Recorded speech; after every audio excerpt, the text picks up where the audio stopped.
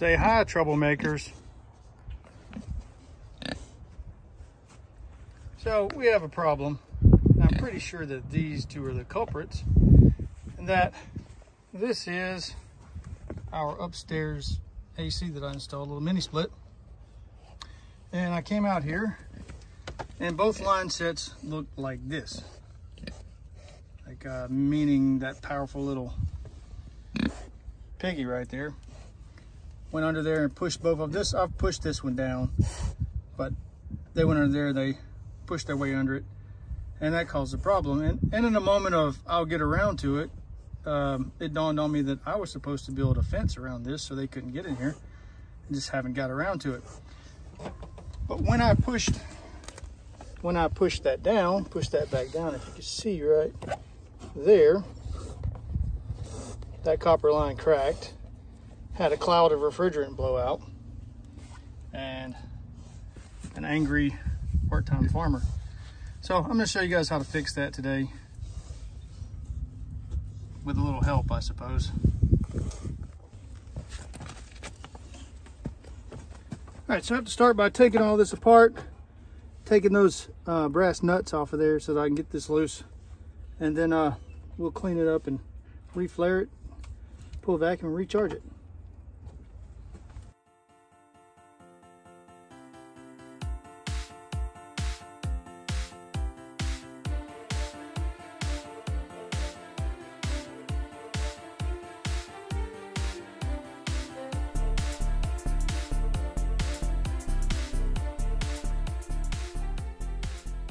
I got both of them loosened up. I straightened them out to where I'd had a kind of a straight piece of pipe right here and right here. I'm going to go ahead and do the liquid line as well because it's a little suspect. I don't think it's broken, but it's a little suspect.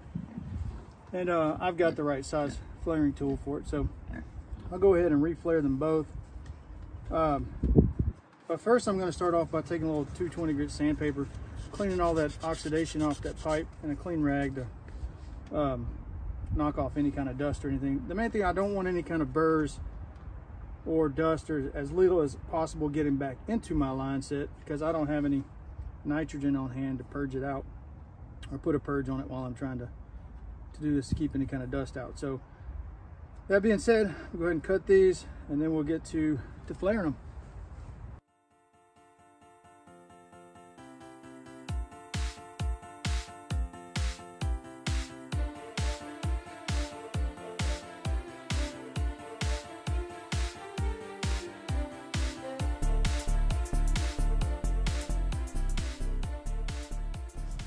Okay, so I've got these cut, and Franklin and I went to Lowe's this morning and picked up this flaring tool. I used to have one, but I don't know what happened to it.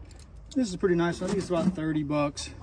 And this is how we're going to create that flare that looks like this, and that seats on the nose of this, and then the nut goes around it, pulls it down tight so that it doesn't leak. But this is how we create those flares. I'm going to do that real quick here.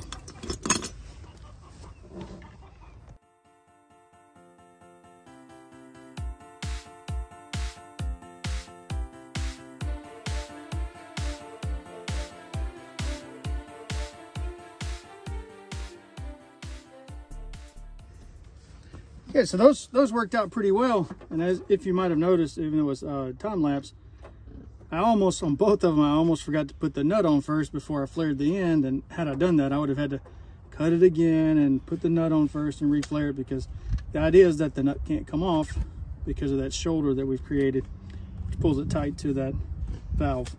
So I'm going to finish connecting these up. One thing I am going to do, just a personal preference of mine from years of doing this, is I like to put a little bit of refrigerant oil right here. This helps make a better seal, but it also helps keep this from the copper from twisting on the brass whenever you're tightening the nut down. So gonna get a little bit of the mineral oil out of the vacuum pump and put on there, and then tighten these down, and then I'll put it in a vacuum. I would, after I tighten these down, if I had on hand nitrogen, I would pressure test it with that, but I don't have any. And somebody may ask, well, why don't you put compressed air or oxygen or whatever on it? But you never want to do that, because you never want to mix the air and the oil that's in here. Supposedly it can cause an explosion. I've never seen it, but I've always been taught don't don't use compressed air in a refrigerant circuit, and I agree with that. So just gonna put it under vacuum and then put a little bit of refrigerant on it and leak check it then.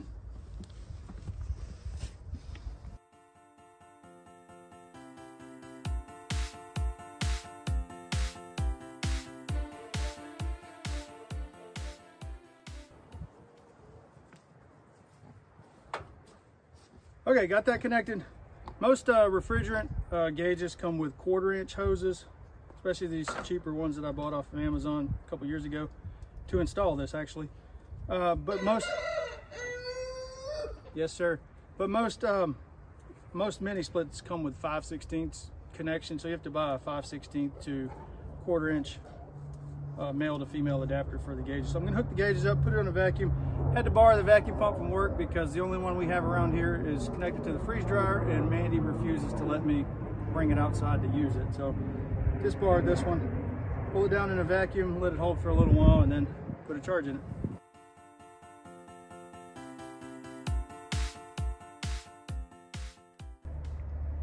All right, it's been about 10 minutes, and it doesn't look like my gauge has moved any, if at all. So I got my drum upside down. I want to add this 410A as a liquid, which means I have to add it with the drum upside down. The valve on the bottom of the drum is open. I'm going to bleed the air out of the line and then add just a little bit of refrigerant. And then I can take this, basically it's just dish detergent and water that will create soap bubbles if we have a leak in any of my fittings. So I'll do that now.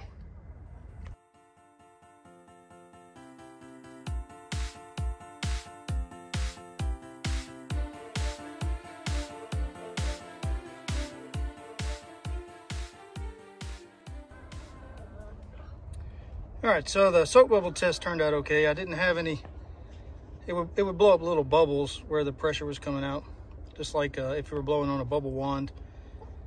Seems okay. So I'm gonna continue adding the refrigerant nice and slow and trying to let it equalize.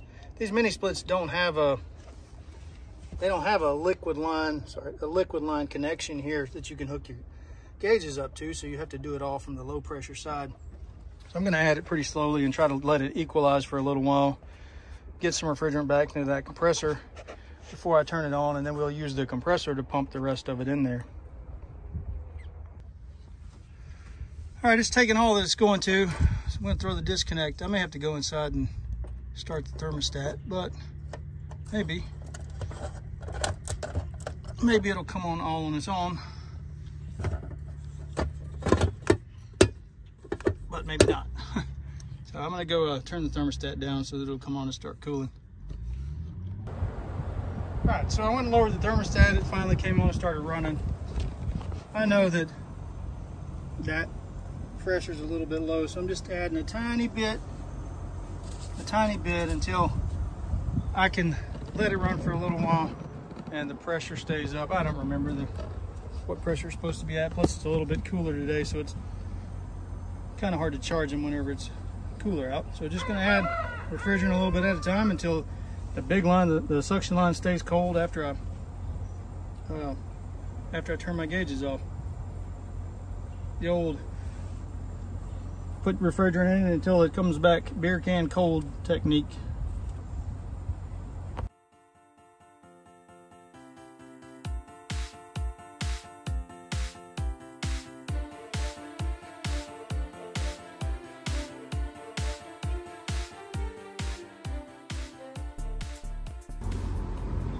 All right, this line finally started getting cold. When I said beer can cold, all of a sudden you'll feel, you can see it's condensating now. All of a sudden you'll feel like a slug of cold ice water. Once it hits that, you're pretty close on your refrigerant charge. Like, it's only 70 degrees outside today, so it's gonna be pretty difficult for me to charge it. But once it gets up around 90, I'll come back out and I'll tune the charge and actually put some temperature gauges and stuff on it. But it's a quick and dirty. The way these things work, they're a little bit different than the standard split system in most houses, in that the metering device is inside of here instead of at the inside unit. So it meters this line is cold, and then coming back you want this line to be relatively cool, which means we have enough refrigerant going through our indoor coil, picking up all of the heat from inside and wringing out the humidity, which goes down the drain. Pretty close here. At least it won't be quite as stuffy at nighttime when we're trying to sleep. And I'm gonna get all this unhooked and then devise some sort of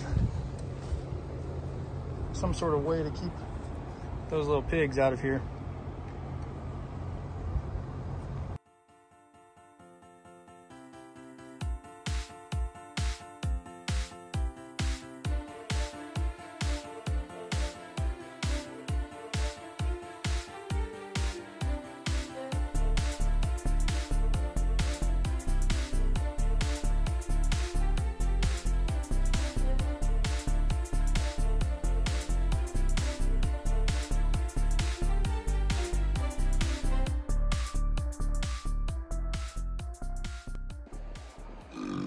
Okay, finished my temporary permanent fence here.